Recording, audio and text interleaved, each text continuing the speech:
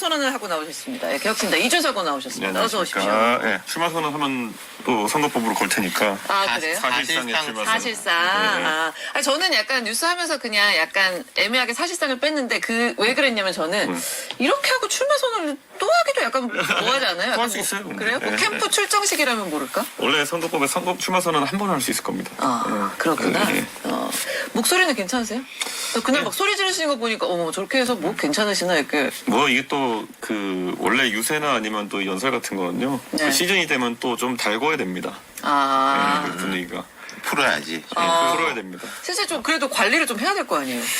관리를 이제 좋은 거 드세요? 저도 선거 이제 처음 한두 번 할 때는 관리가 안 돼가지고 한 3일 지나면 꽥꽥하다가 이제 목이 가고 이렇게 하는 경우가 예. 있었는데 예. 이제 선거 이골이어가지고 뭐 적당히 관리가면서 합니다. 선거 전문가. 아니 시점을 2월 2일로 잡은 거는 어쨌든 헌재가 당장 그때 결정을 하더라도 대선 출마를 가능하니까 그렇게 해서 이제 시점을 2월 2일로 잡으신 건가요? 뭐 그런 의미도 있고 이게 우리가 방송용어로 그 마가뜨면 안 된다 이렇게 얘기하는 것처럼 뭐 행보에 있어가지고 좀 비는 시점이 나오면 안 되니까 짝짝짝짝 알차게 이제 채워나가야 된다는 생각이 강했고요. 여기에 대해서 이제 그러니까 일부러 제가 특별한 의미를 얘기 안 했기 때문에 뭐 어제 방송 나와서 평론하는 분도 보니까 내킨 대로 갖다 붙이더라고요. 그러니까 뭐 개혁신당의 내용을 뭐 가라앉히기 위해서 갑자기 했다. 그래서 덮기 위해서? 근데 이게 사람들이 입 밖으로 말을 낼 때는요. 네. 이 뇌구조가 이제 그게 어떻게 전 그런 평론이 나온지 신기한 게 이렇게 나가서 하면은 개혁신당의 내용이 사라지나요? 그렇죠. 그러니까 이준석이 그 목적에 안 맞는 행동을 하는 사람은 아닌데 네. 그 비현실적인 그런 목적을 삼고 하지는 않거든요. 그래서 저는 그 평론 원래 그냥 돈 받는 만큼 한 거겠지만은 너무 가볍게 그렇게 하지 않았으면 좋겠어요. 그죠. 어쨌든 맞든 방지가 가장 이제 그 목적이었고 장소를 홍대로 한 거는 뭐 젊은 층 캠프를 강남역에 한 거 비슷한. 홍대 아니면 건대 입구 아니면 뭐 이런 좀 젊은 사람들이 많이 다니는 거리에서 하려고 했던 건 사실이고요. 네. 그리고 예전에 이제 제가 대선 때도 이제 그 지난 대선 때도 윤석열 후보 자꾸 이제 그 한강 시민공원 이런 데 세워보려고 했거든요. 그거 서울시 되게 까다로워요, 그게. 아, 그래요? 서울시가 뭐 정치 이벤트는 안 되는 이러면서 되게 까다롭게 해가지고. 뭐 장소는 많은데 사실 고를 수 있는 공간이 많지 않습니다. 그렇구나. 윤 시장님은 이준석 의원 사실상의 출마 선언 기자회견 어떻게 보셨어요? 뭐 분위기나 재밌게 뭐 메시지나. 잘 봤죠. 근데 이준석 의원이 이제 뭐 내용을 잠재우기 위한 이런 거는 이제 웃긴 이야기다라는 저는 그걸 의도하지 않았더라도 네. 그것까지 되면은 좋은 거지 뭐 일타장피가 되면은 뭐 좋은 거지 그걸 굳이 부인할 필요는 없고 이런 느낌이 들었어요. 이제 이준석 의원이 이제 퍼스트 펭귄 이야기를 했는데 저도 예전에 뭐 퍼스트 펭귄 이런 거 뭐 칼럼에 쓴 적이 있었는데 참 퍼스트 펭귄은 세컨 펭귄, 서드 펭귄이 볼 때 너무 고마운데 본인이 이제 희생하게 되는 건 네. 거고 그리고 그 희생이 값어치 있을 것이냐 그리고 또 중요한 거는 세컨 펭귄, 서드 펭귄이 중요한 게 퍼스트 펭귄이 뛰어드는 이후에 쫙쫙 들어가줘야 되는데 탈장 끼고 있어버리면 이게 안 돼. 이건 또 퍼스트 펭귄의 몫이 아닌 게 있기 때문에 그게 이제 잘 됐으면 좋겠다라는 게 있는 거죠. 그러니까 이준석 의원뿐만 아니라 누구든지 대선에 나오는 사람은 자기가 되려고 나오는 거지만은 근데 저 같은 사람이 이제 두 가지 다가 있는 거죠. 이준석 의원이 자기 목표 달성하는 걸 응원하는 것도 있고 흐름 자체를 좀 좋은 흐름을 선도했으면 좋겠다. 이 판을 판 메이커가 됐으면 좋겠다. 뭐 그런 측면에서 긍정적으로 보시는. 있고 앞으로 더 잘했으면 좋겠다라는 게 있죠. 그 국민의힘 같은 경우만 본다 하더라도요. 그 펭귄 절벽에 가보면은 뛰어내려 잡아먹힌 펭귄보다 위에 서가지고 안 뛰어내리다가 화석이 된 사람 많아요. 화석이 돼요. 다 뼈까지 써가지고 화석이 된 사람 많아요. 그러니까 저는 지금 상황에서 제가 옛날에 국민의힘 당대표에 도전했을 때 그때 8명인가 후보가 나왔었는데 전부 다 저한테 너 무슨 뭐 참가의 의의를 두는 뭐 그런 거 하려고 하냐 광팔려고 하냐 뭐 인지도 높이고 싶냐 제가 인지도 높일 게 뭐가 더 있습니까 근데 그때도 그래서 그냥 전당대회 치고 나가서 당대표 됐고 동탄 내가 때는 드디어 이준석이 실성해서 정치적 자살하는구나 뭐 이런 거 되게 많았거든요 그때 동탄 당선 예측했으면 저는 A급 평론가로 봅니다 아무도 못하지 않았나? 근데 거의 98%는 그냥 뭐 어떻게 조롱할까 어떻게 조소할까 지금 방송에 얼굴 내보면서 나오는 사람 중에 보면은 선거 한 달 전에 이준석의 낙선을 확정짓는 방송을 한 적도 있어요. 그래요. 뭐 자기 방송에 가가지고 이준석의 낙선을 최초로 확정 짓겠습니다. 이렇게 방송하는 분도 있어요. 근데 지금 와서 무슨 대한민국 정치 아는 것처럼 평론하는 거 보면은 부끄러운 줄 알았는데 그게 안 되죠. 그게. 아니 우리가 개혁신당의 그 내용 얘기를 좀 초반에 그냥 네. 빨리 마무리 짓기 위해서 네. 그 저희가 영상을 하나 준비했는데 네. 그거 좀 보고 가실게요. 네. 접수를 아직 안 했잖아. 증거 있는 입 닫아. 이거 손대지 마. 최고위원 회의를 시작하도록 하겠습니다. 먼저 코로나 당 대표님의 모두 발언이 있겠습니다.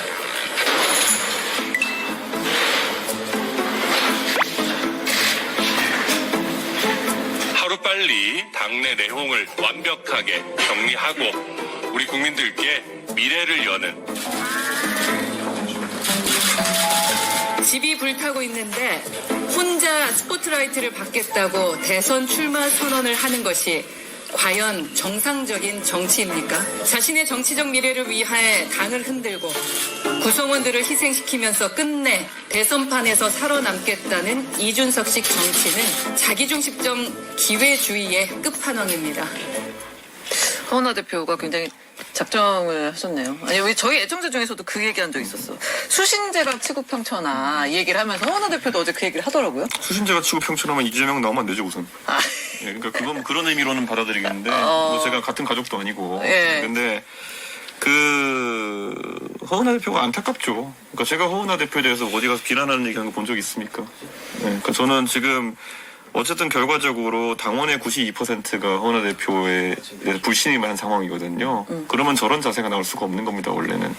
모든 정치적인 행동이 있어가지고는 본인이 대표하는 단위, 예를 들어 당원을 대표하는 당대표의 자리라 그러면은 네. 당원들이 92% 의중이면은 뭔가 내가 잘못한 거 있는 건가 하고 되돌아봐야 되는 시점인데 어디다 이제 안 사람들 이준석 같이 옛날에 윤석열과 싸웠던 이준석 같이 하겠다 이런 거지만 그때 윤석열과 싸운 이준석은 대중의 지지를 받으면서 싸웠어요. 그러니까 제가 살아있던 거예요. 제가 92% 국민들이 저를 싫어하는 상황을 싸웠으면 저는 이미 이민 갔어야죠. 네. 지금 굉장히 참 판단이 좀 이상한 것 같은데 네. 저는 지금 뭐 가처분에 기대해보겠다 뭐 이런 거 하는 거는 본인의 권리니까 관계없는데 그러니까 뭘 하겠다는 건지 알 수가 없으니까 평가할 수가 없습니다.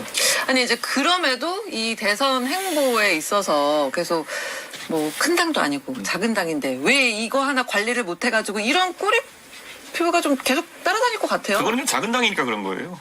네. 삼성전자 다니는 사람이 예를 들어서 공개 발언으로 뭐 이렇게 이재용 회장 저격하고 그런 거 봤습니까?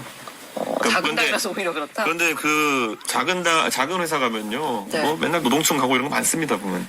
왜냐하면은 그거는 어쩔 수 없는 작은 회사에서는 관리 체계나 이런 것들이 좀 약할 수밖에 없는 것이고. 네. 한편으로는 제가 3당 경험이 엄청 많잖아요. 당내 구성원들이 잘 되는 방법은 보통 두 가지가 있습니다. 당내 권력 투쟁을 하고 이렇게 해서 하는 것과 두 번째로는 공직선거에서 그냥 당선돼 버리면 돼요. 가장 대표적인 예로 국민의힘에 가보면요. 하고 싶은 말 다 하고 다니시면서 자기 지역구에 탄탄해가지고 계속 당선되신 분 있어요. 조경태 의원 같은 분들, 윤상현 의원 같은 분들.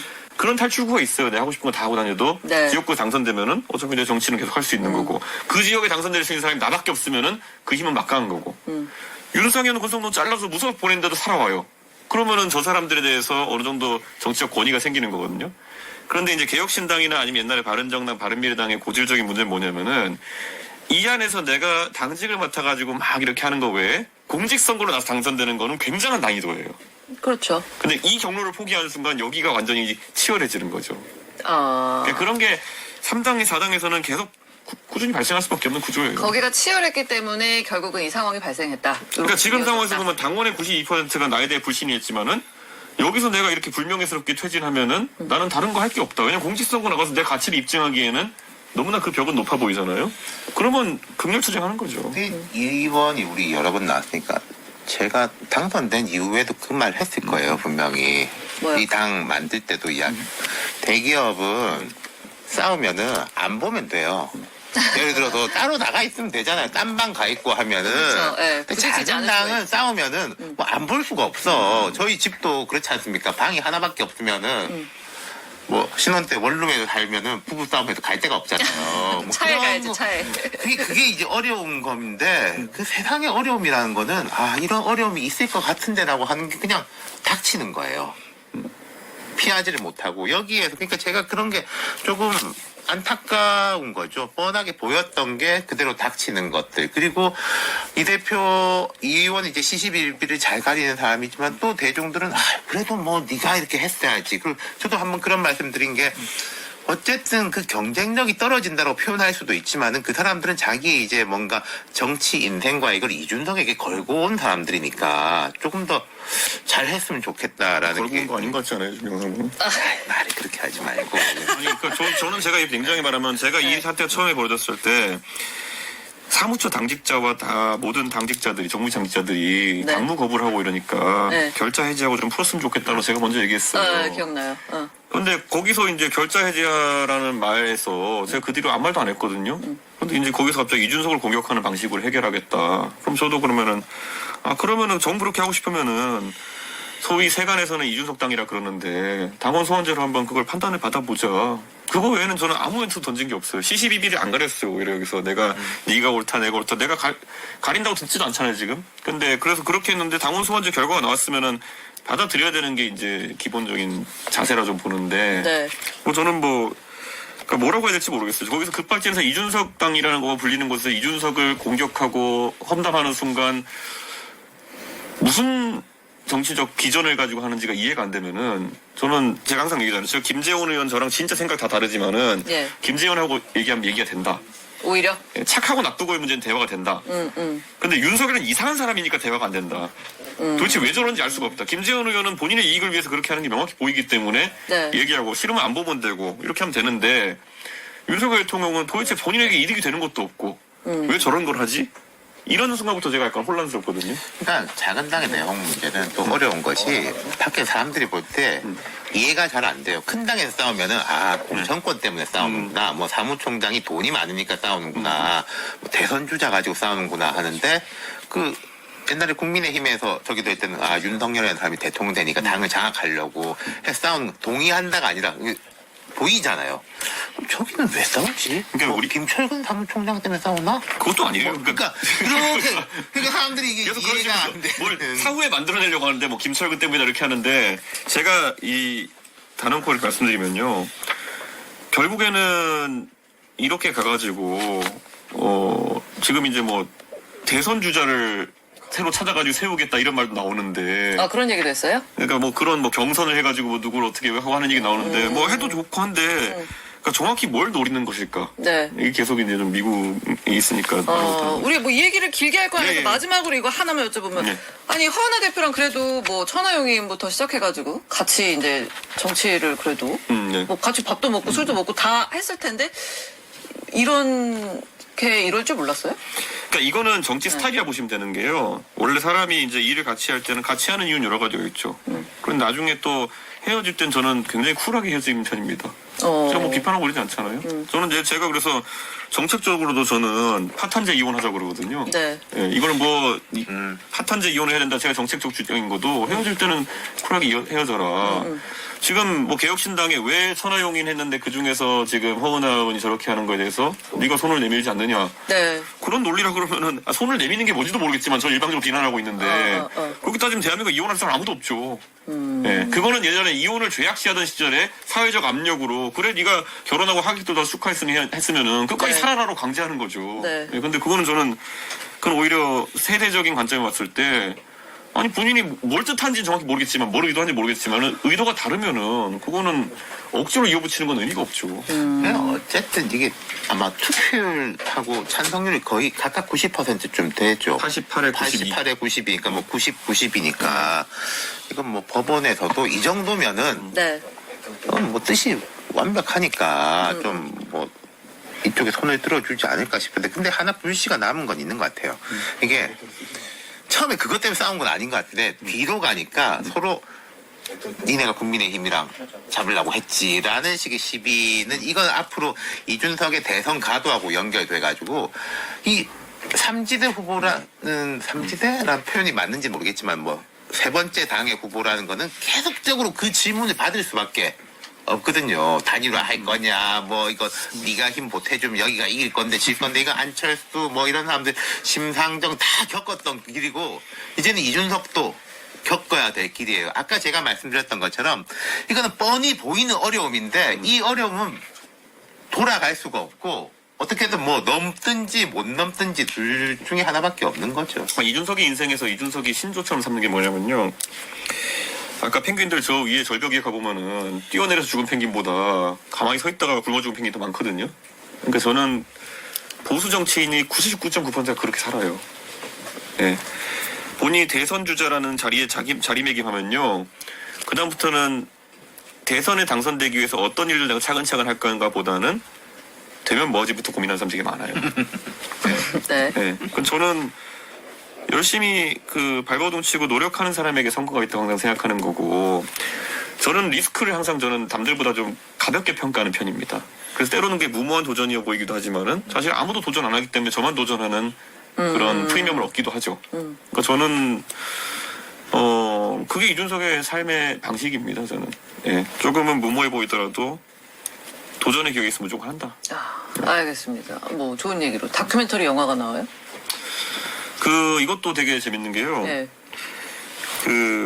제가 2022년에 당대표 쫓겨나고 2023년에 이제 저를 이제 다큐멘터리 팀이 이제 팔로우를 해요. 그때 조기 대선이 있을지도 모르고 아무것도 모르잖아요.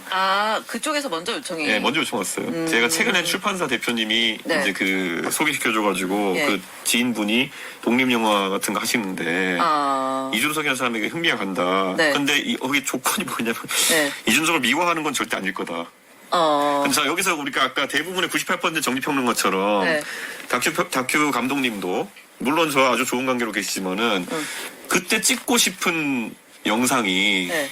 이렇게 내가 돈 한 푼 안 받고 네. 돈 한 푼 안 주고 4시간 들여가지고 쫓아다니면서 나중에 이준석이 국회의원 되고 대통령 선거 나가는 걸 예상한 걸 찍자고 한 걸까요? 내가 봤을 때 대부분의 결말은 네. 내가 봤을 때 이거는 감독님이 얘기한 건 아니지만은 네. 그래 하버드 나와가지고 이렇게 어릴 때부터 공부 잘한다 소리 듣고 하던 애가 정치에 들어와가지고 당대표 한번 해보고 맛이 가가지고 대통령이 싸우다가 이렇게 불쌍하게 나락 가는 됐나? 모습이 아마 재밌는 시나리오였겠죠. 그건 장난 안 되지. 아니 제가 그걸 왜냐면 옛날에 보면 애국청년 너무 변희재 새드 엔딩이잖아, 그거. 애국청년 변희재 이런 거 나왔잖아요. 막 열심히 변희재 씨가 하다가 마지막 자막이 변희재 씨는 뭐 관악인가요? 0.0 몇 프로 받고 낙선했다. 이게 그냥 엔딩이에요. 그래요? 근데 네. 그것도 전 변희재 씨 되게 항상 재밌게 보는 사람인데 의미가 있는 다큐였거든요. 그러니까 이 애국 보수라는 거를 최전선에 실천하고자 하는 변희재 대표의 모습과 반대로 네. 대중의 반응이 너무 상반돼 보이는 게 그냥 다큐로서 의미 있는 지점이 있거든요. 그러니까 저는 그런 것도 열려있는 결말이었다 봐요. 네. 그러니까 저는 제 입장에서는 이게 어느 쪽이든 극대화되는 거예요. 내가 인생이 날아갔을 때 그걸 대중이 한 번 더 확실하게 각인돼주는 다큐가 될 수 있는 거고 네. 잘 되면 극반전이죠. 그러니까 저는 그걸 리스크 테이킹 아까 제가 한 거지. 왜냐면 제가 돈 들어가는 것도 아니고 돈 받는 것도 아니고. 서로 그런 게 없구나. 네, 그 감독님은 네. 제가 생각할 때 두 가지였을 거예요. 잘 안 되면 네. 좌절했지만 그는 멈추지 않고 한 발 뭐 새벽을 걷는다. 약간 뭐 이런 식으로 비장을 가거나 네. 참 지금 이제 잘된 네. 걸로 하고 이게 그러니까 저도 뭐 과거에 좋은 의도가 있었다 그런 거 아니라 그러니까 의미가 있는 건 이거랑 이거 다 있다는 거죠. 근데 그 결말은 대선까지는 안 가는 거군요. 3월인가 뭐 개봉한다는 거 아니에요? 그렇죠. 그러니까 대선은 결말에 네. 그 영화 속에 포함이 안 되고, 근데 약간 이제 홍대 그런 기자회견과 뭐 그런 캠프 뭐 이런 것까지 들어가는 거예요. 안 찍으신 것 같은데 그건. 그건 안 찍고. 제 감독님이 오시면 항상 보이는데 이번에 못 봤는데 제가 오실 수도 어떻게 있는데. 그거 보면은 막 대중들이 어떤 이준석 의원에 대한 막 호감도가 막 뿜뿜 올라갈 것 같아요. 아니요 전혀 미화 영화가 아니라니까요. 미아가 아니라 또 그런 거 있을 거예요. 인간적인 모습이 나올 거 아까 아니에요. 제가 둘 중에 하나였다는 게 한 20여 년 전에 그게 많았어요. 뭐냐면 민주노동당 때 네. 찍어놓고 네. 선거에서 지면은 하지만 그들은 뭐 꺾이지 않고 내일이 간다. 결말은 그거고 이기면은 네. 드디어 기적을 떴다. 이렇게 해가지고 그런 다큐멘터리 되게 많았어요. 저도 약간 그런 느낌일 것 같아. 그러니까 이번에 보니까 뭐 또 무슨 제 영화 제작사에서 크라우드 펀딩을 했다 그래가지고 네. 무슨 뭐 누가 또 정치자금도 신고하고 그러는데 저한테 100원도 들어오는 거 없고 저한테 100원도 받은 거 없으니까 그쪽도 서로 성립 안 합니다 그냥. 그렇구나. 저희가 그 출마 선언을 하셨으니까 이런 질문들을 좀 모아서 드리려고 해요. 그러니까 이준석 의원이 대통령이 되면 이게 걱정된다. 네. 사람들이 이렇게 흔히도 많이들 얘기하는 게 있어요. 그래서 그런 걸 저희가 좀 주변에도 물어보고 그래가지고 네, 네. 한번 모아서 질문을 예, 드려볼게요. 그러시죠. 이준석이 대통령이 되면 네. 남성 우선주의 정책을 펼칠 것 같다. 남녀 갈라치기 할 것 같다. 요런 걱정들이 이게 매번 똑같은 거예요. 예. 그러니까 제가 남성 우월주의적 정책을 낸 게 하나도 없고 여성 우월주의적 여성 뭐 이 불이익을 받는 정책을 낸 게 하나도 없습니다. 그러니까 이게 되게 놀라운 거예요. 그러니까 사람들이 계속 이게 제가 항상 페리스 hilton이 왜 유명하냐면 유명한 걸 유명하다 이런 얘기를 하잖아요. 그러니까 이준석이 반페미의 선봉장이라고 사람들이 계속 얘기하는 거는 네. 그러니까 반페미의 선봉장을 계속 언론에서 얘기해서 그런 거예요. 그러니까 이게 이게 뭐냐면- 다시 한번 얘기를 하시죠. 아니, 냉정하게 보면요. 그 이준석이 한 것 중에 남성 우월적인 정책이 뭔지 기억나는 거 있어요?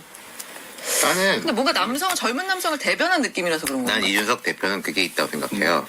정책은 별로 말한 대로 없어. 근데 말을 뾰족하게 하는 건 있어. 그러니까 이거는 남성 우월적인 거랑 관계 없잖아요. 그러니까 이게 이 정도 정치 공헌을 치면은 0.0001%의 정치 지난 공헌이거든요. 대선 때 대선 막판에 제가 그게 분명히 보였거든요. 그게 잘못한 거가 있었어요.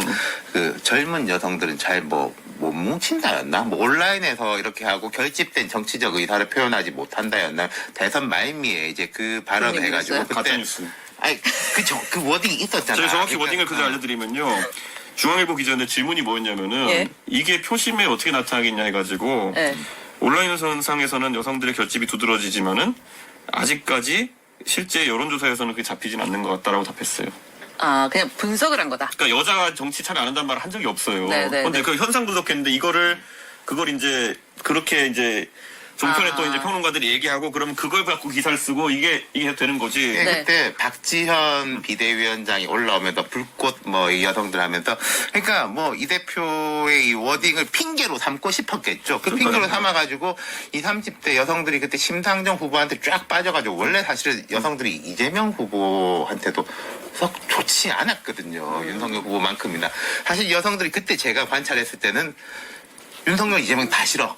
네. 였는데 윤석열이 두려워로 해서 이재명한테로 가는 건 보였어. 그러니까 이 대표는 이게 이 의원은 이게 악용당했다고 말하는데 제가 실제로 볼 때는 정책보다는 말로 인해서 그렇게 그게 뭐 악용이든 활용이든 간에 그런 이미지가 주어지는 거죠. 그러니까 이게 정치 고관여층 중에 최고 0.1%인 윤태곤 실장님도 정책은 딱히 기여하는 게 없잖아요. 그러니까 마찬가지로 남성 우월적인 정책도 여성에 대해서 뭔가 불이익이 된 정책도 하나도 없어요, 실제로. 네. 그러니까 제가 항상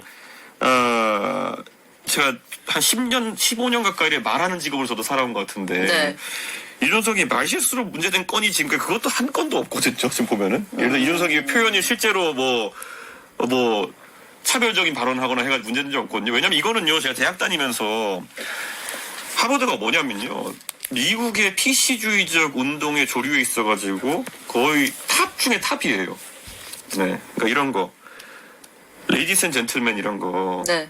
하면은 이제 야 무식한 놈아 Ladies and gentlemen and our BGLT friends라고 해야 되는 거야 라는 수준의 그런 경각심으로 살아온 사람이에요. 물론 거기에 동의하진 않지만은 그래서 제가 절대 거기 걸려들 만한 말을 안 해요.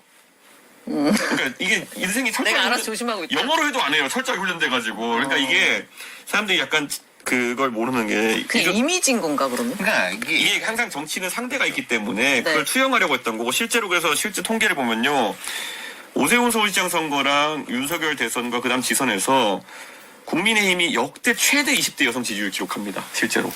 이준석이 이끌었던 선거에서. 네, 그러니까 상대적으로 20대 남성에 비해서 낮다라는 거지. 왜냐면 20대 남성이 역대 최대로 치고 올라갔으니까. 실제 20대 여성 지지율이 그때 최고점이에요. 그 뒤로 지금 쭉 떨어져가 이렇게 되는 거예요. 그러니까 저는 거기에 대해서 왜 그럼 대처가 안 되느냐. 그 격차를 유력관들이 공격에 대한 무기로 삼은 거예요. 그러니까 이준석이 남녀 갈라치겠다를 민주당의 주장이 아니라 윤핵관들이 이래가지고 우리는 이준석과 함께 망한다를 설파하려고 했던 거고 지들이 하니까 더 망한 거죠 지금. 그러니까 저는 이거는 그러니까 왜냐면 이거를 보면요 실제로 동탄 선거 가면 이제 사람들이 유권자를 가까이서 보잖아요. 대한민국의 그 여성들 목소리가 제일 센 곳이 동탄 만카페입니다. 네. 동탄 인구가 네. 40만 되거든요. 네. 그러니까 그러면 거기에 상식적으로 동탄만 한 10만 명 정도 있어야 되거든요. 나이대로 봤을 때. 네. 그럼 동탄 맘카페가 20만 명이 넘어요. 그러니까 동탄 안 사는 사람도 동탄 만 플러스 한다 하는 마음들은 다 들어와 있는 거예요, 거기에. 일대 목소리 센. 네, 근데 거기서 제가 민심이 날아갔으면 제가 당선될 수가 없죠. 그러니까 이게 구조적으로 저희가 그 정치적인 프레임과 그런 어떤 반복되는 말로 형성된 이미지. 네. 이거는 제3당 위치에 있으면요, 계속 공격 들어옵니다. 옛날에 우리가 비호감도 조사하면 이제 안철수가 1등이었어요, 항상.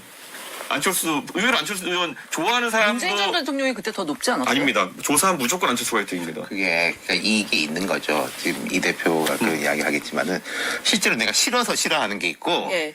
난 문재인 지지자야. 응. 근데 안철수가 문재인을 잠식할 것 같아. 그리고 또 내가 보수 지지자인데 안철수가 우리도 잠식할 것 같아. 그러면은 그래서 싫어지는 것도 있는 거죠. 그래서 그런 차원일 것이다. 아니, 그러니까 이게 뭐 안철수가 복합적인- 바른미래당하고 국민의당은 내내 비호감도 압도적 1위였어요. 그러니까 이게 구조가 그러니까 네. 거대 양당이 존재하는 3당 후보에 대한 그런 평가네요. 그런데 그런 것들이 동탄선거 치러보면 사람들이 내 삶에 영향을 미치는 우리 동네 국회의원 뽑을 때는 진지해지는 거죠. 여성을 약자라고는 보세요? 어떤 의미의 약자라는 거죠? 그 사회적 약자라고 우리가 많이 얘기를 하잖아요. 뭐 여성, 노인, 어린이. 뭐 저는 등등. 예를 들어 20대, 30대, 40대, 50대 다 다르다 봅니다. 실제로 저희 어머니 세대나 한 60년대생까지는 네. 집에서 선택적으로 교육의 대상을 고른 적도 있었죠. 우리 집에 돈이 없으니까 너는 대학 가고 아들인 너는 대학 가고 동생 너는 교육보다 고등교육 받는 것보다는 다른 길을 가. 이런 경우가 있을 수 있었겠죠. 근데 예를 들어 82년생 김지영의 그런 얘기가 좀 있거든요. 근데 82년생 정도 되면 저는 그런 경험은 굉장히 드문 경험이라고 생각하거든요. 82년생 김지영에 보면은 뭐 반찬도 이제 좋은 반찬은 오빠만 먹이고 나는 이제 안 주고 뭐 이런 거. 남동생이었나? 네, 갔는데 완전히 뭐 카페에 갔더니 남성들이 나한테 손가락질 하면서 남충이야 이랬다 그러는데 저 현실에서 못 봤거든요. 그러니까 제가 그때 그러니까 제가 그래서 절대적인 비교를 하자고 항상 얘기하잖아요. 82년생 김지영이 나왔을 때 제가 이런 얘기를 했죠. 82년생 김지영과 41년생 MB를 비교하면은 네. MB가 훨씬 눈물겹긴 하거든요. 아, 갑자기 MB가 좀 그러니까 제가 깜짝 놀랐네. 나이 연생이 절반이라서 제가 그냥 데뷔. 네, 네. 41년생 MB는 자서전 보면요. 네. 어렸을 때 먹을 게 없어가지고 뭐 술찌개미를 이렇게 펴가지고 먹고 그래서 내가 뭐 가서 고대에서 학생운동하고 이렇게 하다가 잡혀가고 뭐 이런 게 있는데 82년생 김지영은 85년생인데 약간 이게 80년생의 와닿지가 않는다? 삶이 맞나 하는 것들이 되게 많고 현실에서도 그럼 그때도 그렇지만 지금도 스타벅스에 갔더니만은 나를 손가락치면서 유모차 끌고 갔더니만은 일군의 남자 무리들이 저 맘충 이러면서 이제 거기도 정유미 씨구나. 정유미 씨한테 얘기하는 그 배우가 정유. 배우겠다. 네. 예, 예. 그러니까 그게 저는 이제 그래서 그건데 그걸 보고 나가지고 90년대생 여성들이 반응을 많이 했죠. 어머나 진짜 저렇게 저랬단 말이야. 되는구나 우리도. 그때부터 이제 이 조류가 올라오기 시작했는데요. 저는 뭐 그러니까 문학적이나 아니면은 그런 영역에서 당연히 나올 수 있는 작품이라 생각하고 하지만은 그게 그래서 그 조류가 한번 가고 나서 30대 중반부터 표 성향이 많이 갈려요. 예전에 대선 때 지선 때 봐도 30대 중반 기혼부터는 이 조류가 굉장히 약해집니다. 네. 그러니까 저는 그 트렌드가 있다 보는 거 트렌드를 존중하지만은 이거를 제가 그러니까 예전에 이게 크게 터진 게 뭐냐면 옛날에 이수역 사건 이런 거거든요. 이수역에서 남녀가 같이 본 것도 아니고 남자 테이블과 여자 테이블이 있는데 뭐 여성분이 뭐 숏컷에 화장을 하지 않았다는 이유로 우리가 두들겨 맞았다. 그래가지고 청와대에 청원했던 60만 명이 가가지고 여성들이 뭐 죽는 그거 세상에 알고 봤더니 그거 뭐 그런 거 알고 아니지 봤더니 않았어요? 여성들이 남성에게 이게 참 기괴한 소리인데 예. 너희들 성기 작지 그리고 내 성기가 네 성기보다 크다라고 여성이 남성한테 공격하는 거였거든요. 뭐 그런 일이 있었던 것 같네요. 그래가지고 그런 걸 하고 나서 이제 거꾸로 그런데 신고할 때는 우리가 당했다. 머리가 짧고 화장 안 해가지고 맞았다라고 올리면서 민주당 의원이 가가지고 그 경찰청장한테 여성들이 그 수사를 받으면서 불합리한 점이 없도록 해라고 지시를 내려요. 그래가지고 이제 터지고 이런 건데 저는 이런 젠더 갈등의 뒷 배경을 젊은 세대는 아는 사람이 있지만 40대 50대 분들부터 모르는 분들이 있기 때문에 네. 이게 단순히 무슨 뭐 갈라치기다 이렇게 나오는 건데요. 저도 이런 범죄 상황이나 이런 거 하나하나가 말초적으로 올라오는 건 마음에 들지 않지만은 여기에는 굉장히 뒷 배경이 복잡한 것들이 있다. 그래서 제가 그 처음에 이 얘기 나왔을 때 그 보고 요리 같은 거다. 이 젠더 이슈는 절대 정치인들 가볍게 접근하지 마라.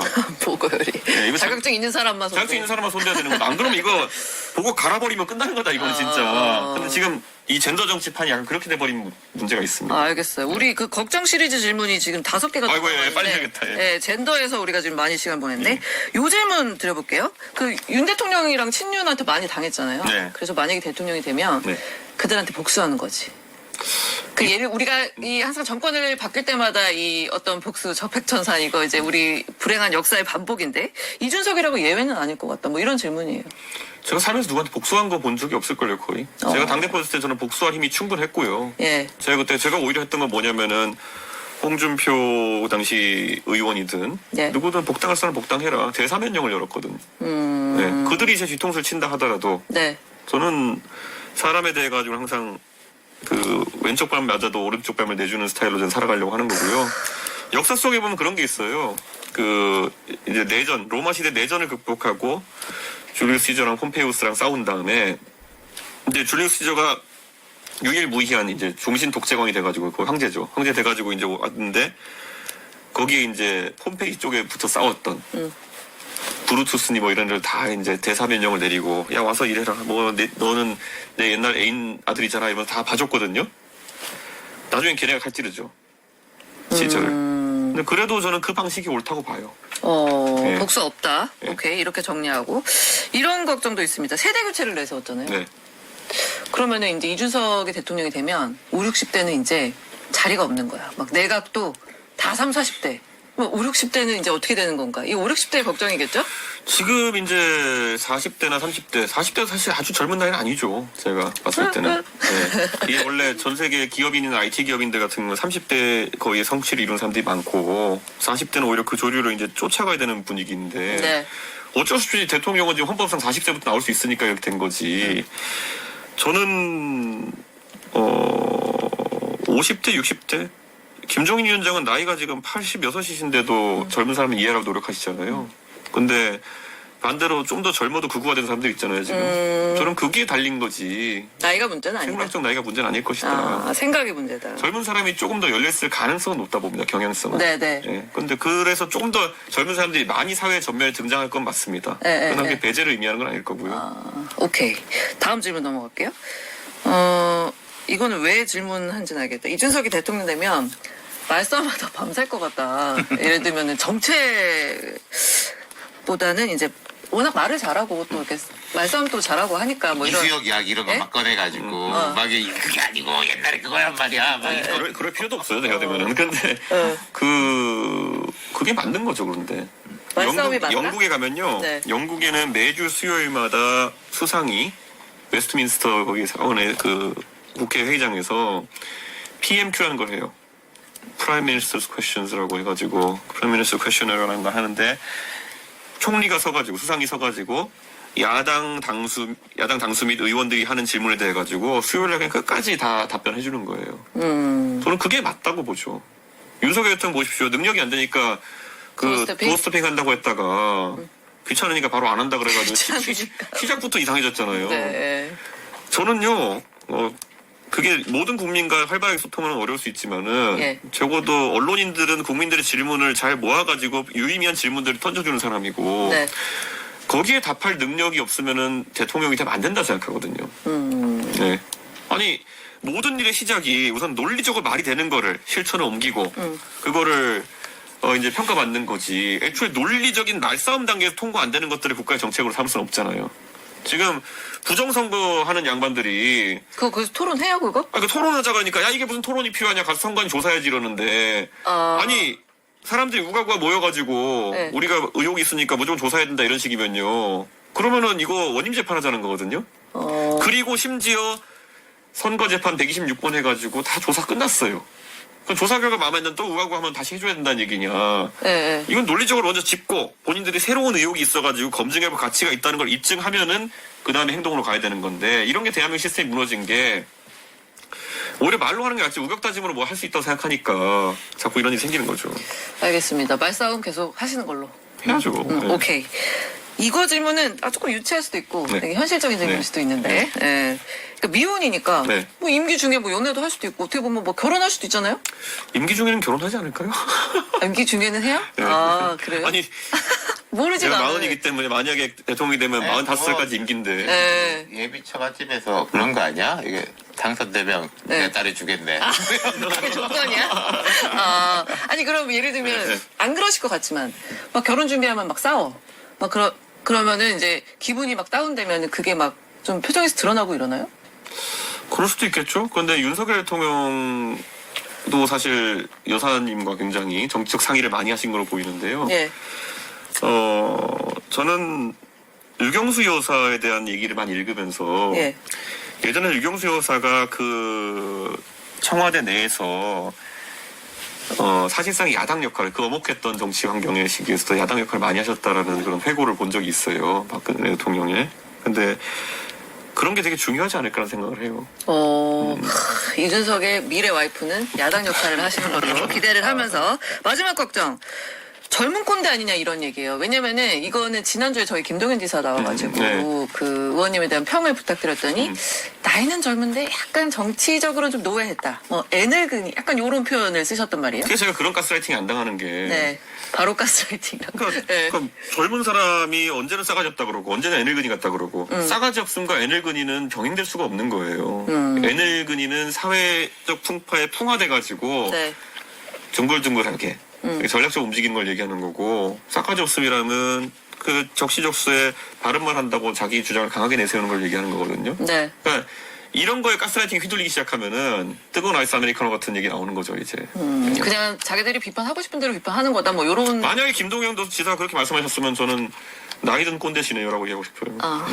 장점이 하나도 없잖아요. 그러면 그분은 그러니까 저는 그런 정치적 비난 하시는 거 아닙니다. 그거는. 네. 그러니까 맥락 없는 거 디테일이 네. 없으면 의미가 없습니다. 저는 아까 네. 그 정유미 앵커가 물어본 것 중에 반대 질문을 하고 싶은 게 어떤 이제 거요? 이준석이 되면 이제 5, 60대 네, 네. 뭐 고려장 당하는 거 아닌가 네. 그러면 뭐좀 그럴 수도 있다고 생각해요. 그럴 수도 있는데 50대 근데 괜찮으시겠어요? 그 준비가 돼 있느냐를 묻고 싶은 거예요. 이준석이 팀으로서 채울 사람이 있냐? 그렇죠. 세대로서 뭐 천하 용인 이렇게도 이게 뭐 아까 그 여러 이유에 대해서 이야기해 주셨지만은 뭐 그 사람은 이미 이제 70년대 생이니까 뭐 허은하 대표라든지 또 지금 뭐 조홍천 의원도 별 활동 안 하고 있는 것 같고 뭐 이원호 의원도 밖에 가 있고 이 창업을 할 때 작지만 단단하지만 뭔가 이렇게 키워나가는 모습을 보고 싶었는데 이준석의 영향력과 개인의 이건 계속 있는데 팀 이준석이 뭐 제가 모르는 사람들이 있을 수 있지만은 막 그게 확대가 안 되는 것 같다? 모르겠어요. 그러니까 그 우리가 한국 역사를 보면요. 이승만 대통령이 1875년생일 거예요, 아마. 근데 이제 4.19 이때까지 장면 이런 분들이 1890년생 뭐 이런 대생이에요. 근데 이게 5.16이 되면서 네. 박정희 대통령이 1917년생이고 일본 육사에 나왔지만은 김종필 이렇게 30년대생들 그러니까 해방 직후부터 사회 활동을 한 사람들로 물갈이가 확 됐어요. 네. 그게 20년 가다가 12.12 이렇게 전두환 이렇게 나오면서부터 또 1930년대생들로 네. 중심의 물갈이가 확 됐어요. 그분 뭐 김종인 위원장도 사실 그 세대인 건데 그분들이 이제 각각이 이제 나라를 근대화시키고 산업화시키고 이런 걸 하고 그다음 뭐 제가 볼 때는 노무현 대통령 때부터 이게 보수도 그렇고 진보도 그렇고 86세대 60년대생들이 와가지고 이분들이 이제 지금까지 오고 있는 건데 그래서 뭐 국민의힘에 뭐 언더 73 이렇게도 하는데 저도 70년대생으로서 네 우리가 그 사람들을 저도 막 비판을 많이 하는데 예. 좀 준비가 돼 있느냐. 팀 이준석을 꾸릴 준비가 돼 대통령 있냐? 됐다 하면 뭐 여기도 누구 시키고 저기도 누구 시키고 전 충분히 할 수 있다고 생각합니다. 대한민국에 어차피 저는 분권형 정치를 항상 지향하기 때문에 저는 그 역할을 할 사람 충분히 있고요. 대중적으로 요즘 보면은요, 한 90년대부터 해가지고요, 원래 보수 정당은 인재풀이 그냥 사람을 많이 만나서가 아니라 그냥 만년 여당인 것 같은 느낌이었으니까 이렇게 인재풀이 풍부하던 시절이 있었어요. 그럼 지금 윤석열 대통령 보면은 장관진 보면 얼마나 그 급조된 티가 납니까? 사실 행안부 장관은 본인의 충안고 후배 판사했던 사람이고 뭐 국토부 장관은 정치인 출신이었고 그렇게 되잖아요. 근데 저는 그것보다 훨씬 전문적인 풀이 제 주변에 있다고 생각하고요. 근데 여기서 이제 이분들이 생업을 포기하고 바로 캠프에 들어와서 그런 하느냐는 것까지도 이제 근데 그거는 제가 봤을 때는 오히려 그거를 강제하는 순간 굉장히 정치가 위험해진다 이렇게 봅니다. 저는 나중에 당선된 다음에 그분들이 함께 할 수 있는 환경을 만드는 게 중요한 거지. 네. 네 인생을 고 지금 뛰어야 된다라고 이제 얘기가 했다? 그런 식으로 저는 사람에게 빚지는 정치 하도록 강제하는 거는 되게 위험하다. 그러니까 다 그만두고 이게 나한테 맞는 와라, 말인데 이거구나. 근데 이게 되게 딜레마적이에요. 맞는 말인데 근데 또 국민들은 그걸 미리 보기를 또 원하는 게 있거든. 그게 그러니까 이게 왜 이러냐면요. 예. 이거야말로 은퇴한 60대만 장관에 쓰란 얘기예요. 그렇죠. 그러니까 그게 딜레마적인 거란 거예요. 네. 딱 숨어 있다가 어. 선거 때는 그게 아무것도 안 하고 생업에 있다가 네. 대통령 됐으니까 아 똑똑하고 잘난 사람이니까 내가 잘 아는 사람이니까 뭐 장관이고 뭡니다. 라는 게 잘 좋을 수도 있고 그 미리 이게 보여주고 정치적 훈련을 받고 저는 딱 이것 보이고 한 때문에 게 이것 때문에 잘 대한민국의 특히 보수층의 인재풀이 뭐냐면은 차관쯤으로 은퇴한 사람들이 영남 가서 공천받고 나중에 장관 노릇하는 이게 아예 구도화됐거든요. 저는 이거 깨려고 그러면 오히려 그런 걸 강제하면 안 된다 봅니다. 왕들이 굉장히 좋은 지적인데 네. 이제 30, 40대나 50대가 이제 전면에 서는 정치를 하기 위해 가지고는 네. 그런 어떤 인재를 쓰는 방식 자체를 바뀌어야 된다. 저는 그렇게 봅니다. 이거는 우리의 뭐 정치 문화랄까 정당 시스템하고 연결되는 거기도 해요. 이게 이준석의 책임만 아닌데 제가 그거 좀 이야기를 해보고 싶은 게 아까 이제 이준석이 잘 나갈 때 그리고 뭐 김종인, 오세훈 그러니까 2021년 지방선거부터 많이 바뀐 거지 않습니까? 아니, 지방선거 아니 재보궐선거 그리고 이제 전당대회 대선에 삐그덕 거렸지만 어쨌든 묶여서 나왔는데 이 같은 보수가 사람이 확 바뀐 건 아니 그러니까 보수의 구성원들이 바뀐 건 아닐 거고 20, 30대 남성들이 그 사람인데 이 갑자기 왜 이렇게 부정선거 이렇게 지지하고 있는 사람들이 많아졌을까? 제가 보수의 지성을 되찾는다는 의미에서 제가 예전에 계속 당대표 할 때 그러니까 저는 이렇게 생각해요. 제가 충분히 설명했었는데 기득권의 저항이 센 거예요. 제가 그때 당대표 돼가지고 가장 먼저 얘기했던 거는 뭐냐면은 앞으로 밑바닥 풀뿌리 정치부터 지방의원부터 시험을 봐가지고 솔직히 제가 항상 표현 정치적 금지산자는 다 못 들어오게 하겠다. 되게 많아요. 냉정하게. 지방의원분들 들으면 기분 나쁠 수 있겠지만은 네. 이 말은 해야겠어요. 네. 도저히 그러니까 지방에 가면은 지방의원들이 지방 공무원들이 이제 감사해야 되잖아요. 네. 그럼 지방에 지금 9급 공무원, 7급 공무원, 5급 공무원 되려 그러면은 엄청나게 공부 열심히 해야 되거든요. 그렇죠. 네. 근데 이 사람들 무슨 수로 지금 정치적 금지산자 상태에 있는 분들이 감사하겠습니까? 고향의 생선을 맡기는 꼴이지. 그러니까 오히려 결탁하게 되고 이런 일이 발생하는 거거든요. 저는요 지방자치제가 유명한 무실을 하지 않으려면은 무조건 굉장히 엄격한 기준으로 이 사람들 선발한다 받기 때문에 했던 건데 이게 사실은 국회의원들이 해먹는 구조를 다 깨버리는 거죠. 국회의원들이 돈 안 주고 사람 쓰면서 내 가방 들고 내 운전해주면은 나중에 구의원 자리 줄게 이런 게 사실 문화이거든요 지금. 그걸 깨버리겠다 했더니 저항이 센 건데 저는 그래서 단언코 국민들께 말씀드리고 싶은 게 뭐냐면요 이런 인재 양성 아닌 양성 구조를 깨기 위해 가지고는요 최고 권력자를 바꾸는 수밖에 없습니다. 최고 권력자부터 쫙 이런 문화를 내리는 수밖에 없어요. 제가 당대표에 대해서 해봤는데도 안 되면은 최고 권력자부터 내리는 수밖에 없어요. 네, 저는 그래서 과감한 인사 개혁을 제가 얘기할 거거든요. 네. 저는 우선 이번에 트럼프가 뭐 이제 정부의 비효율을 얘기해가지고 정부 줄이겠다 하지만요. 저는 윤석열 대통령이 가장 한심했던 게 당선되고 나서 제가 아니 당선인님 그 정부조직법 개정하십시다. 뭐 당신이 여가부 얘기하기도 했고 지금 보면은 부처가 엄청나게 비효율적으로 구성돼 있어요. 예를 들어서 보건복지부인데 옛날에는 보건사회부 그래가지고 이게 뭐 의료정책이나 보건정책만 하면 되는 거였지만은 보건복지부 이래버리면서 경제부처가 돼버린 거예요. 그러니까 이름은 보건복지부인데 1차관은 복지차관이에요. 그러니까 오히려 보건복지부의 복지 업무가 더 커진 거죠. 네. 자, 그럼 어떤 일이 발생하냐? 이번에 의료개혁하면서 의대 지원 같은 문제에서 아무 조정자적 역할도 못하고 맨날 기재부 관료 출신 내려와가지고 장관하고 있으니까 의사들 열받고 업무 조정도 안 되고 이렇게 산으로 가는 거였거든요. 그런 게 많아요. 예를 들어 보건 업무 같은 경우에는요, 이제 환경 업무랑 엮여야 되는 거예요. 그럼 차라리 이런 게 보건환경부로 개편된다든지 해야 되는 것이고 네.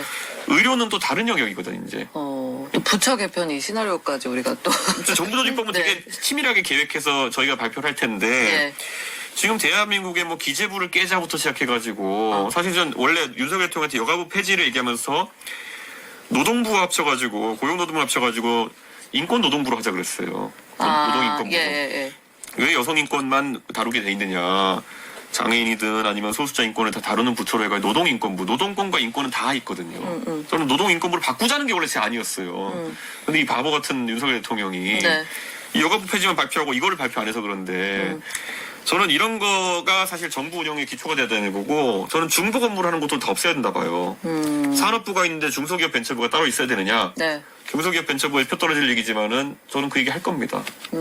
오케이. 그런 게 갈라치기죠. 산업과 중소기업 정책 갈라가지고 네. 하는 게. 이게 정부 개편 얘기하면 또 이 얘기로 또 우리가 시간이 더 갈 것 같아서 윤석열 대통령 얘기를 네. 하신 김에 그런 가치 없는 얘기를. 아니 어제 그 갔다 왔잖아요 국민의힘 네. 투톱과 나경원 의원이 거기서 무슨 뭐 사면 얘기가 나왔을 거다 뭐 이런 얘기를 했더니 또 권영세 위원장이 네. 이준석 의원을 약간 디스를 했더라고요. 뭐 늘 자기 그릇 크기 정도밖에 생각을 못한다 뭐 이런. 저같이 큰 SNS 를. 그릇으로 정치를 보는 사람에게는 그런 게 다 보이는 겁니다. 네. 아 그래서 보이는 거다. 네, 그 권영세 의원이 덕담을 해주신 것 같은데 네, 저같이 큰 안목과 시야로 정치를 보는 사람들은 그게 눈에 선하게 보이는 겁니다. 음. 그래서 저는 좀 이상한 게 그런데 제가 그때 그 방송에 나온 거 보고 너무 놀라가지고 혹시 그 뭐요? 집에 제사나 차를 지내시는지 모르겠지만은 세배는 하세요? 네. 구치소에 그 앞에 뭐 세배하는데 떡국 떡국 먹고 올려놓고. 하는데 혹시 세배할 때 앞에 이렇게 창 놓고 세배하세요? 안 하죠. 저는 약간 이상하다 생각해서 그걸 네, 지적하고 네, 있는데 네. 저는 지금 제사상도 아니고. 그러니까 평상심을 찾아야 된다 생각해요 보수 진영이. 그러니까 지금은 이제 그런 걸 계속 흥분 상태 같아요. 네, 선동하는 분들도 있고 네. 그런데 거기에 저는 그 좀 안정감을 찾게 하는데 오히려 소위 쌍권총 권영세 권성동 지도부가 역할을 해야 된다 보는데 네. 거꾸로 보기에 대통령한테 문안 인사 가면서 이상한 분위기를 만들어 버렸다. 저는 지금 국민의힘의 그 역동작에 걸린 게 되게 많을 거다. 무슨 얘기예요? 그러니까 이게 지금 박근혜 대선 때도 그걸 겪어봤는데 박근혜 탄핵도 겪어봤는데 탄핵이 될 것은 거의 불을 보듯 뻔하거든요. 네. 박근혜 때는 7대3 정도의 확률 탄핵이 될 거라 봤고 지금 99대1 정도의 확률 탄핵이 될 거라 사람들이 보는 건데 그러면 대선 준비를 해야 되잖아요. 네. 그러면 탄핵은 불가피하다를 받아들이는 것부터 시작이거든요. 네. 그럼 지금 그 가장 먼저 해야 될 게 국민의힘 룰 협상이거든요. 경선. 대선 경선 룰을 어떻게 가져갈 것이냐. 근데 그 얘기를 지금 못 하겠죠. 그러니까 원래 월세 아님 전세인 것처럼 네. 뭐 당심 아닌 민심이잖아요. 네. 그러면 당원 투표와 여론조사 어떻게 버무리냐 정도가 이제 원래 논의의 장이었는데 최근에 이 정광훈 목사를 위시한 이 강경구 세력이 네. 여론조사 응답률을 팍 높여버리면서 여론조사 결과가 오히려 들쭉날쭉하게 되는 상황이 된 거예요. 민심이 그러니까. 그러니까 이게 보통 민심은 오히려 많이 반영하자가 보통 개혁적인 주자들의 그렇죠. 목소리였는데 예, 예. 지금은 오히려 가장 여론조사를 많이 반영하면 유리한 게 김문수가 돼버렸어요. 그렇게 봐야 돼요? 네, 그렇죠. 그러면은 지금 같은 시기의 시스템대로 한다면은 네. 뭐가 보정치를 주지 않는다면은 그럼 그럴 수 어떻게 해야 돼요? 민심 근데 이게 확률을 보정치 줄 수 있는 높이려면? 건 결국엔 역선택 방지해가지고 오히려 민주당 지지층을 덜어내느냐 이런 것밖에 못 하거든요. 그러면 더 유리해지죠 김문수. 제가.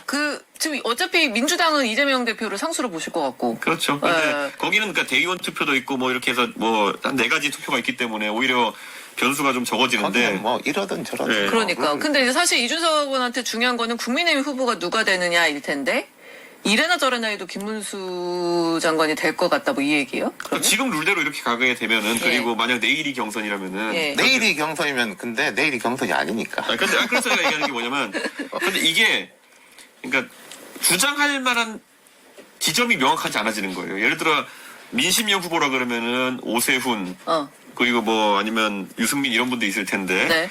이분들이 야 민심 높여라 이렇게 할 수기도 어려운 상황인 거예요.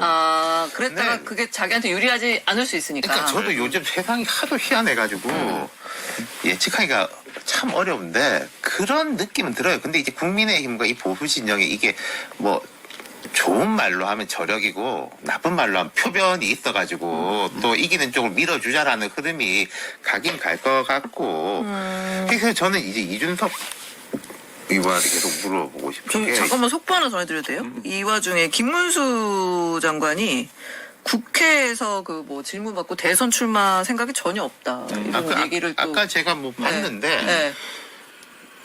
길게 말씀하셨더라고요. 네. 뭐 쭉 제가 이걸 뭐 전달해드리자면은 기자들한테 하도 전화도 많이 하고 오는데 내가 계속 대답 안 하고 한 것도 미안해가지고 오늘 쭉 이야기를 하겠다라고 하면서 나는 한 것도 없는데 이렇게 올라오고 있다. 그래서 나도 되게 당황스럽고 그래 뭐 가정적으로 기자들이 질문하니까 그런 말은 전혀 할 수 없다.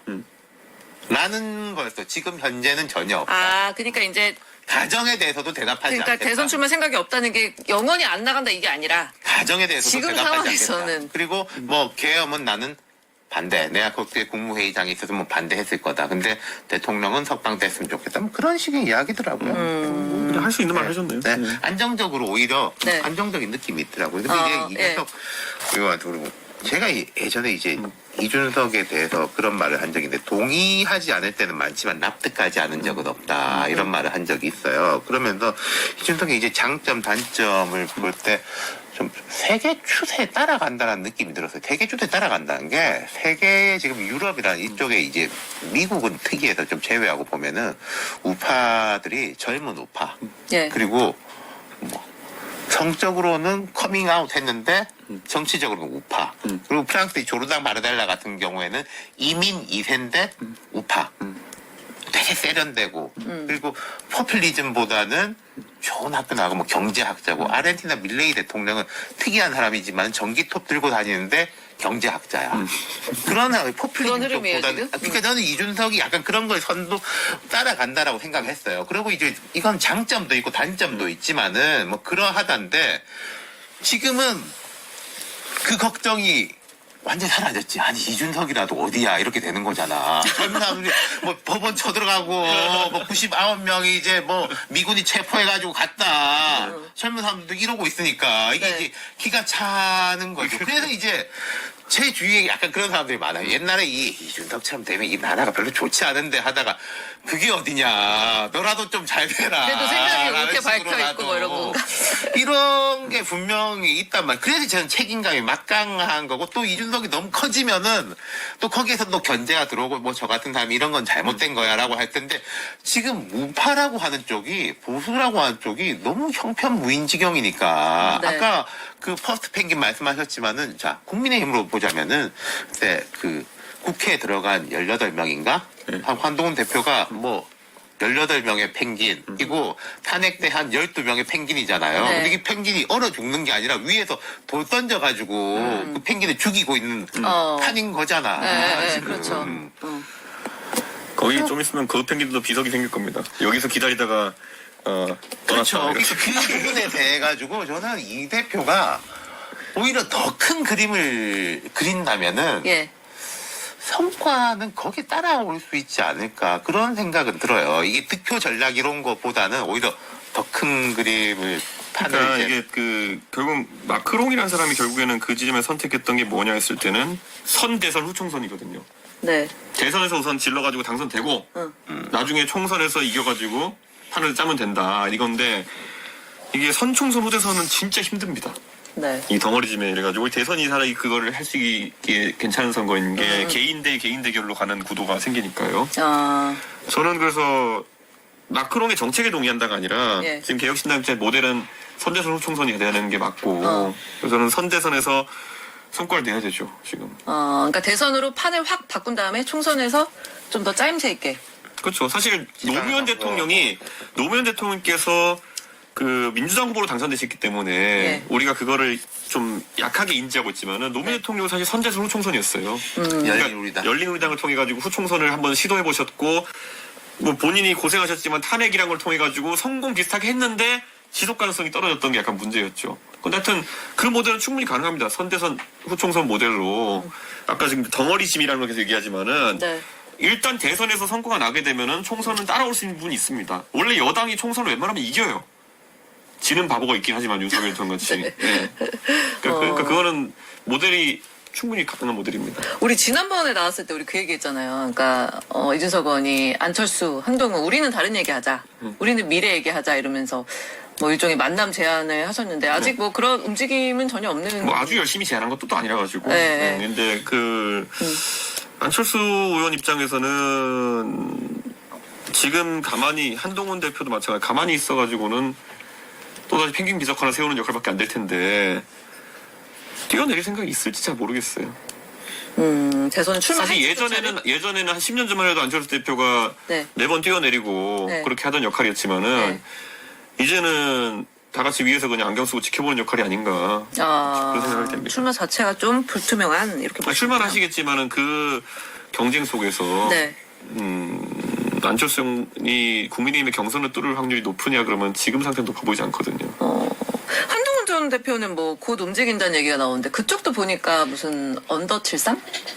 언더 73 이래가지고 이제 뭐 나름의 세대 교체를 좀 내세우려고 하는 것 같아요. 그 한동훈 대표 중심으로 해가지고. 그러니까 이게 정치권 평균 연령 기준으로 본인이 젊다는 거지. 네. 대한민국 중위 연령이 45세 정도 되는데 네. 그렇게 치면은 본인도 이제 원숙기에 접어든 거거든요. 그러니까 저는 대한민국이 자꾸 이게 노쇠화돼서 그런 거지. 네. 50대 이상 후보 같은 경우에는 원숙함을 드러내는 캠페인을 하는 게 맞다라 보거든요. 아, 세대 교체 프레임이 아니라. 그렇죠. 젊다 프레임으로 가는 게 저는 사실 제가 만약에 돈 받고 컨설팅한 입장이면은 네. 왜 그러시죠 이랬을 것 같아요. 아. 근데 이제 그러니까 그게 자꾸 상대적인 거죠. 상대적이니까. 그러니까 지금 보이는 정치인보다 내가 젊다 이런 건데 네네. 글쎄요. 저도 지금 나이 40대니까 20대 지금 대학교 들어가는 사람과 제가 비교해봤을 때 이거 삼촌도 아니고 거의 엄청나게 멀어진 느낌인데 네. 그걸 현실적으로 받아들여야 되는 거지. 53세면은 거의 아버지 뻘이잖아요. 이제 젊은 20대 애들한테는. 이 대학생들이랑은 근데 그거를 젊은 오빠 이미지로 가려고 한다. 저는 그거는- 그래서 약간 이제 세대 교체에 있어서 한동훈과 이준석이 약간 겹치나 뭐 이런 생각을 저는 좀 했었는데 세대가 또 다르니까. 아니 그분은 서태지 음악을 듣던 세대고 네. 안 들었어요, 서태지?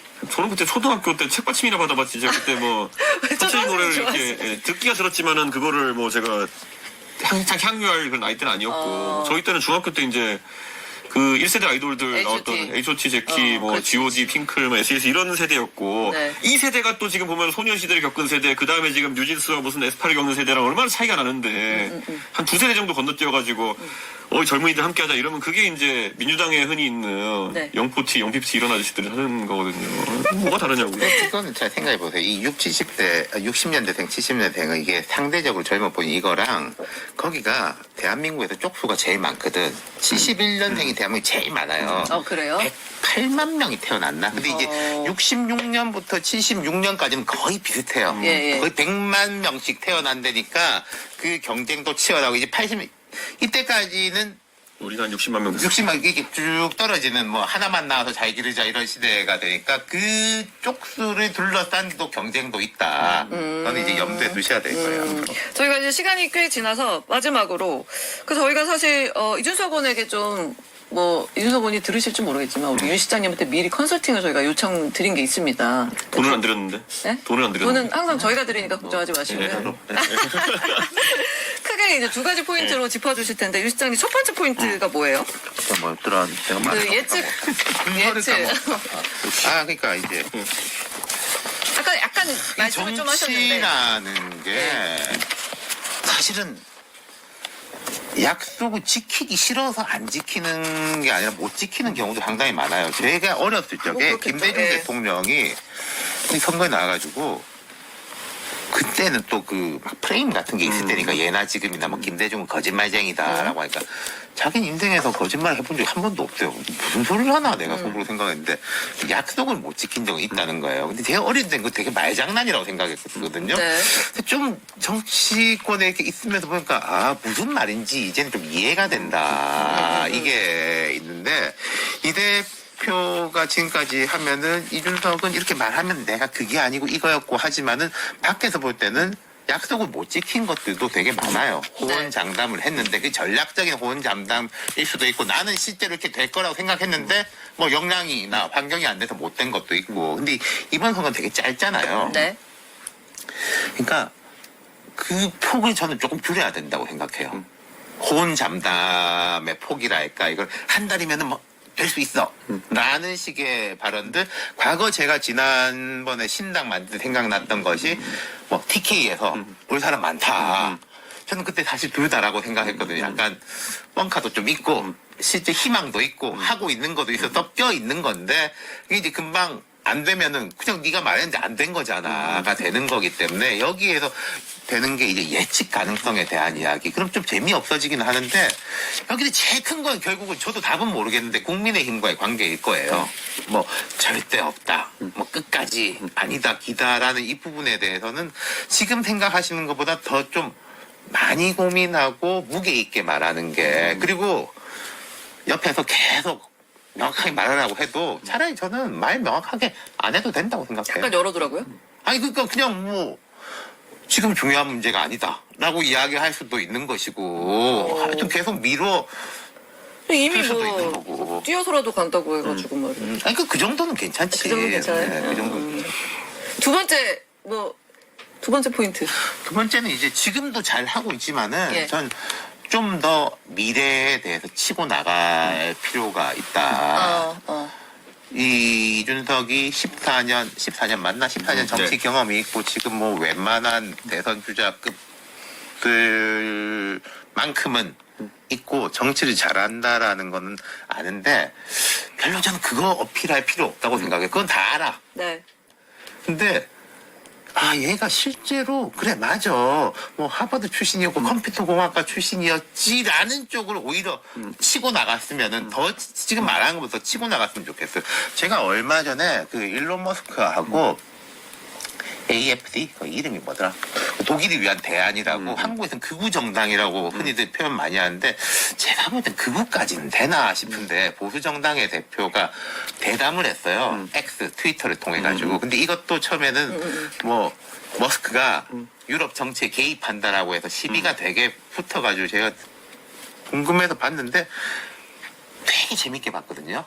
그거 한번 보세요. 거기 보면은 일론 머스크가 화성을 왜 개발해야 되는지까지 이야기가 나와요. 어떤 식의 이야기가 나오면은 유럽이 미국의 신대륙 개척하잖아요. 16세기, 17세기, 18세기까지.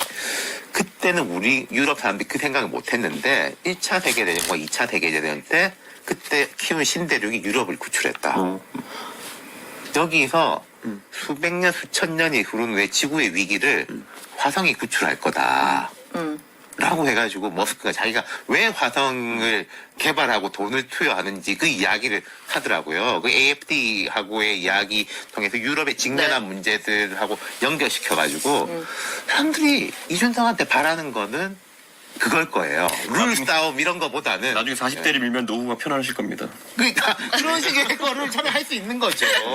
그 본인부터 실천을. 대한 40대를 이야기를, 밀면은, 알겠습니다. 두 가지 포인트로 짚어주셨고 끝으로 저희 애청자 질문 한두 개만 딱 드리고 마무리할게요.